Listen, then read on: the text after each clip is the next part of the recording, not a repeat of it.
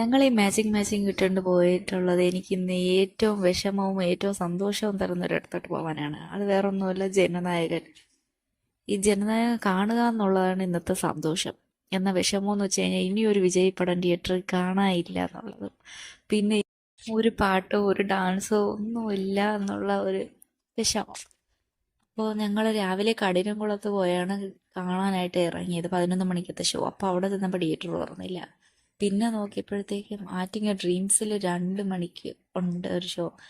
അങ്ങനെ നേരത്തെയാണ് ഞങ്ങൾ എത്തിയത്. 2 മണിക്ക് എത്തിയോണ്ട് പിന്നെ അടുത്തുണ്ടായിരുന്ന ഒരു കഫേ കയറിയിട്ട് ഷേക്കും സ്നാക്സും ഒക്കെ കഴിച്ചിട്ട് ഞങ്ങൾ അവിടെ നിന്ന് ഇറങ്ങി. ഡ്രീംസ് തിയേറ്ററിൽ വന്നു കഴിഞ്ഞാൽ ഫുള്ള് പച്ചപ്പാണ്. അതിൽ ഈ ഒരു മരത്തിൽ എന്തോ കുഞ്ഞു കുഞ്ഞു കായകളൊക്കെ നിൽക്കുന്നുണ്ടായിരുന്നു. അതിൻ്റെ ഇടയിൽ ചെറിയ തേൻകുരുവികൾ വന്ന് അത് കാ കുത്തി കഴിക്കുന്നുണ്ടായിരുന്നു. പിന്നെ അതൊക്കെ വീഡിയോ എടുത്തിട്ട് ഞങ്ങളത് ഇങ്ങോട്ട് പോയി.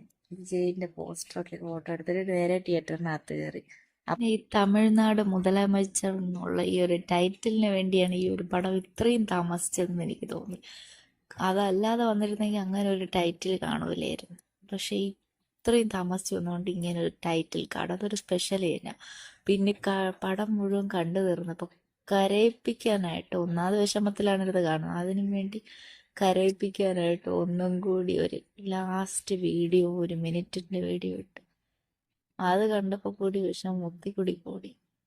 ആ വീഡിയോ മുത്തി മാത്രമല്ല, അതിന് ആ പാട്ട്, അതിന് വരുന്ന പാട്ടിൻ്റെ ഓരോ വരികളും അത് നമ്മുടെ ഫീലിങ്സ് തന്നെയായിരിക്കും ആ പാട്ടിൻ്റെ വരിയിൽ വരുന്നത്.